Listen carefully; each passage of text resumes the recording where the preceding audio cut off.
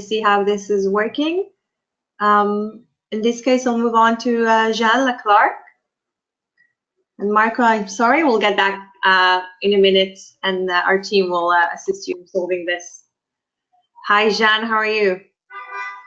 Very good, you? Thank you, Jean, for joining us. So if you want to please introduce yourself and share, your experience, your story with us. Yes, so Jean used to be Can you just speak a bit louder? I'm sorry, you're a bit... Yes, please. So Jean, I'm from Nike. I worked there 25 years, and I've done a lot of things, and some of my work was a lot in product, and that's where my story starts. It's the early 2000s, and there was a market that was growing very fast, which was the outdoor boot market for the street. So it was you might have remembered Timberland, or you still know Timberland, and Caterpillar. They were selling a lot of shoes, and we weren't in that market at all. So we were looking at ways to get into that market, and as trying to be entrepreneurial, a couple of friends and I were really driving that point of view that Nike should get into that market very quickly. So we drove that to the organization. We lobbied a lot. We did a lot of work on consumer, talking to them, showing them samples, showing them the IDs, and get their approval. We talked to a lot of retailers as well to make sure that we embrace our presence on the market. And we got great answer and feedback from everyone.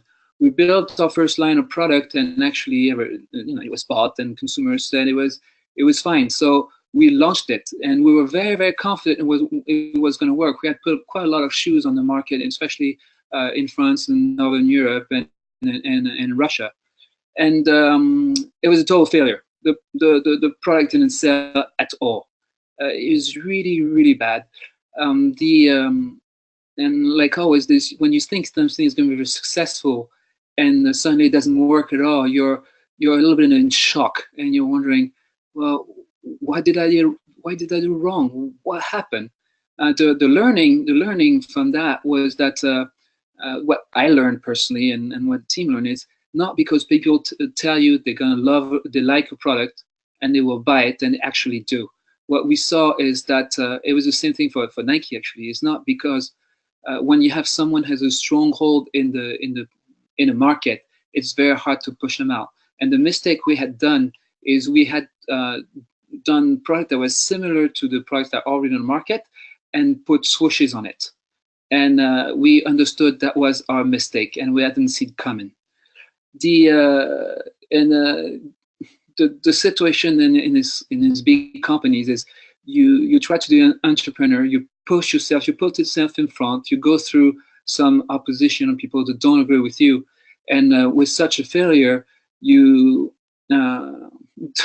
this world comes from the fact that your personal reputation suffers from it, and maybe not as much as you think, but you feel really bad because you were the one trying to push something and it didn't work. Salvation came from actually a boss of mine said, hey, how you introduced the story, Ron, is basically failure is a failure until you make it a failure. If you use the learnings that you had, and you had learnings because you understood the mistake that you made, you can learn from that and keep working. And it took us quite a long time. And actually the solution and the resolution came after I left this part of the business. But we worked a lot and figured out that Nike innovation and some new materials that we were putting in the product would get us to where we wanted, and finally gain that space in the market, in that specific market that we wanted. But the whole thing was learning from consumers, and then whoops, did I lose something? It was learning from consumer, and learning that when things go wrong, you keep pushing at it and understanding where you make a mistake and try to not do that mistake again, and learn step after step. That's basically the story. Am I still being heard? Thank you so much. I liked what you said. Can you hear me? I couldn't hear after. Great. I like So, what you said. I couldn't hear. Thank you. So I'm saying thank you so much, and I liked what you said about it's about definition. So this the colleagues of yours told you that failure is only a failure if you make it one, if you decide to make it one. So I think I liked it. I think it's definitely also about how you define it and what you decide to do. But if you can please share more about the emotions, the how did you feel, how your surroundings felt when you were in this rock bottom, in this very low place. Yeah. So the first thing is really the first thing is the shock, because we thought we had it, and people had told it we're on the good track. So you come from being very happy to being very unhappy. So there's a moment of stop where you feel that time that a minute takes an hour suddenly, and you don't know what to do.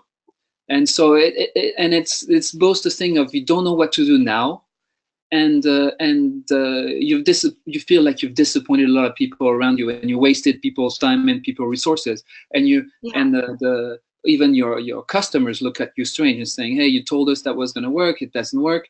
So you say, and the question is, how am I going to rebuild from that? How am I going to rebuild from that? And that's where we come back to what I already said is and that's Uli was saying also, is you can look for help, and you share what you did with other people. Say, this is what I did, this is what I learned, and people will help you. Most of the time they will help you, tell you, yeah, you made that mistake, now you can learn from that. There's been other mistakes that turns into positive stories. If you take it from that moment and try to see what was positive out of the mistake. And the positive was the work that you put in, the effort that you put in. It was not wasted. It was not wasted. It was just a mistake in how we went about it and how we read the market. But that mistake helped me read the market better. And maybe some of the successes that I had in a few after that in product was from learning from that mistake that I applied to other projects where I didn't make that mistake again. So that's feeling. It's you have to pass the moment of shock where you're like, where you're overwhelmed by the deception, or by the fact of realizing you made a mistake, and try to move on as soon as possible to what did you do and where exactly did you go wrong. Because you most likely, if you took time and thought about your project, you weren't wrong the whole time. Sometimes you just took one wrong turn that makes a difference. You have to figure out what that wrong turn is, and if possible, turn back to that point and turn in the right direction. I like it. So you're saying try to analyze what the point, the decision on maybe one thing that really changed the whole course of events for you. And if you can just surely kind of say who or what helped you overcome, and go get back on the horse. What helped is definitely the team. It's people around you. People around you, and it's taking information from every person around you that's willing to help. And there are a lot. They'll give you opinions. They'll give you their impression of what happened. And just by talking to people and seeking help is what helps. It's what makes a difference. If you stay on your own and try to figure out yourself, you're going to be depressed. Is looking for help. And it's easier in a big company where you have a lot of people. But I think when you're entrepreneur, you have friends, you have a network, you have other people with you that you work and which you can share your story with, and they will help you. I think it's a very important thing. First of all, teams in sports, it's a lot of times about teams. And of course, I think I like what you said about also startups. We have a lot of startups here, a lot of small companies in the audience that I know and recognize. And definitely, I think it's a good idea to kind of look for your colleagues and other people around you. Jean, thank you.